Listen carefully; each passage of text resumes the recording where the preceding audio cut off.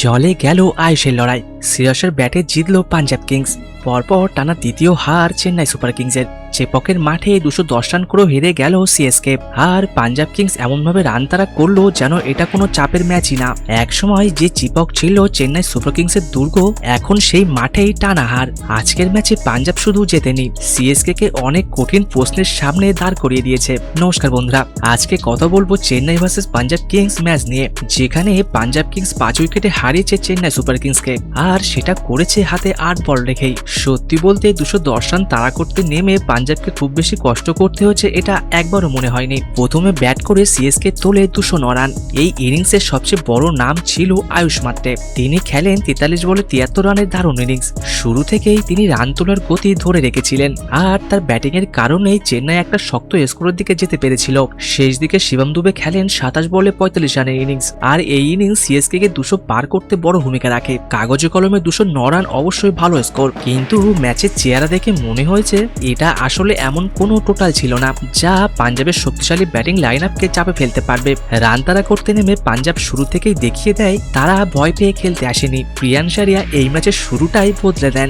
ছোট ইনিংস হলেও কিন্তু বিশাল ইম্প্যাক্ট। তিনি একের পর এক বাউন্ডারি মেরে সিএসকে বোলারদের চাপে ফেলে দেন। এই অ্যাগ্রেসিভ শুরুটাই পাঞ্জাবকে পুরো চেজে এগিয়ে রাখে। অন্যদিকে প্রভসিমরন সিংও ভালো সাপোর্ট দেন। দুজন মিলে এমন একটা শুরু এনে দেয় যার কারণে পাঞ্জাব কখনোই আস্কিং রেটের পেছনে পড়ে যায়নি। প্রিয়াংশ আউট হওয়ার পরও ম্যাচের মোমেন্টাম পাঞ্জাবের দিকেই ছিল। কুপার কনলি কিছুটা সময় নিয়ে সেট হচ্ছিলেন, যদিও একটা মিক্স আপে আউট হয়ে যান প্রভসিমরন। এখানে হয়তো সিএসকে একটু আশা দেখছিল, কিন্তু সেই আশাটাও দ্রুত শেষ করে দেন শ্রেয়স আয়ার।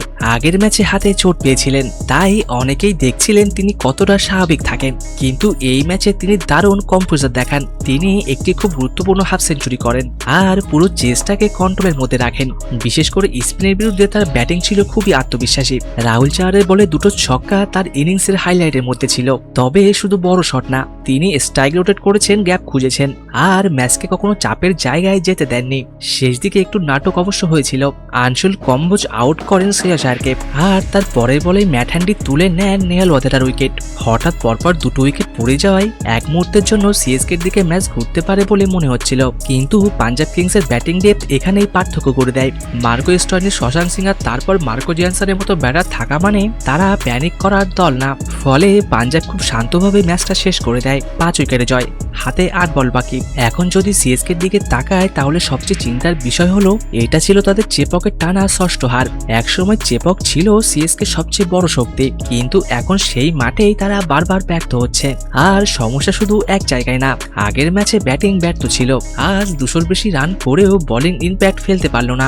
মানে সিএসকে সমস্যা এখন আইসোলেটেড না, কখনো ব্যাটিং তো কখনো বোলিং। পুরো দল হিসেবে কনসিস্টেন্সির অভাব পরিষ্কার। পাঞ্জাবের বোলিং থেকেও একটা নাম বলতেই হবে, ইজবেন্দ্র চাহাল। তিনি 3 ওভারে মাত্র 21 রান দিয়ে 1 উইকেট নিয়েছেন, কিন্তু এটা আরো ভালো ফিগার হতে পারত, কারণ 2টো ড্রপ ক্যাচের কারণে তিনি আরো সাকসেস পেতে পারতেন। শেষ পর্যন্ত এই ম্যাচে পাঞ্জাব কিংস দেখিয়ে দিয়েছে বড় টার্গেট চেস করতে হলে শুধু পাওয়ার না, কামনেস আর ব্যাটিং ডেপথও জরুরি। আর সিএসকে এর জন্য এটা শুধু একটা হার না, এটা একটা বড় ওয়ার্নিং সাইন, কারণ চেপকে টানা হার মানে তাদের পুরনো শক্তির জায়গাটাও এখন আর নিরাপদ নেই। তো আপনাদের কি মনে হয় সিএসকে এর আসল সমস্যাটা কোথায়, বোলিং, ব্যাটিং নাকি পুরো টিম ব্যালেন্স? আর পাঞ্জাব কিংস কি এবছরের সত্যি টাইটেল রেসের বড় কন্টেন্ডার?